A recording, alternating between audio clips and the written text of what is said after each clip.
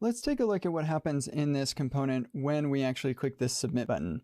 So if I come down here to this login submission, it's rendering our login form right here. And on submit, we call set form data. That's going to go into our state. And then that state goes into this use form submission custom hook.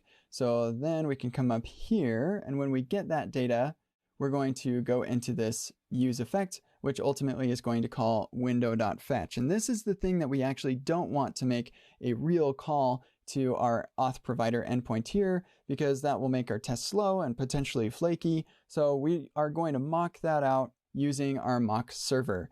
And then we just want to make sure that our mock server is responding in the same way that the actual server responds. And that is that it gives us back a username that we can use to display.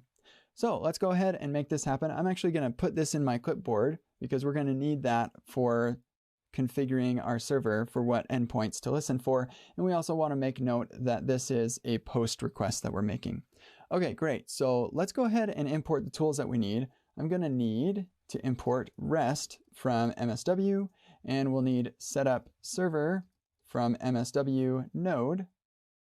And with that now, I can create my server from setup server and provide it some server handlers. So we'll say REST, and we're doing a post request, and the endpoint is in my clipboard there. So that's the endpoint that we're going to mock out. So anytime a post is made to this endpoint, it's going to call my async handler. That's going to take the request, the response, and a context object. And the response is a function that I can call to tell MSW what response it should send. So I'm going to return response, and we'll call that, and passing our context JSON utility. And the JSON we want to respond with is an object that has a username, because that's what our actual server responds with. We'll say request.body.username. So whatever they pass to us, we'll just send it along back to them. So that's what our server is going to do. Now we have to get it started. So we're going to have a before all. We'll say server.listen, so start listening for requests. And then to avoid this server just hanging around when our tests are all finished, we're going to add an after all with server.close.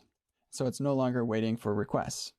And now with all of that set up, we can actually make that request. So we'll click on this submit button with the username and password that we've typed in. And now we should be getting a loading indicator. So let's do screen.debug. We'll save that. We'll get a rerun of our tests, and right down here, we'll see that we're loading. So we're going to come up here and grab wait for element to be removed from React Testing Library. And then we'll bring that down here. We'll say await, wait for element to be removed.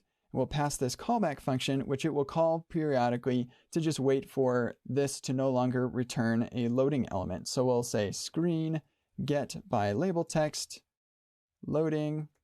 And then once that is gone, then our test will be allowed to continue. So if I put a screen.debug right after that, then we'll see that our test waits until that loading is gone.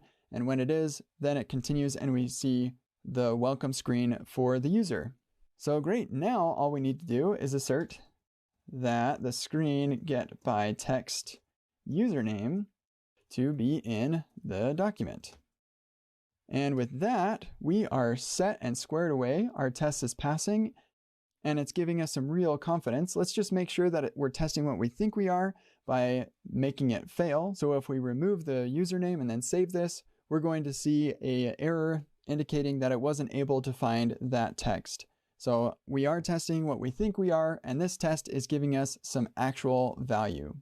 So let's go ahead and review what we did here. First, we needed to get REST from MSW and set up server from MSW node.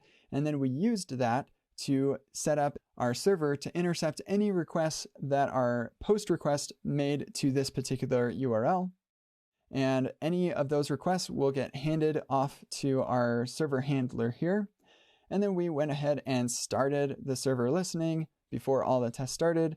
And then after they were all done, we closed it so that it's no longer listening and just hanging around there.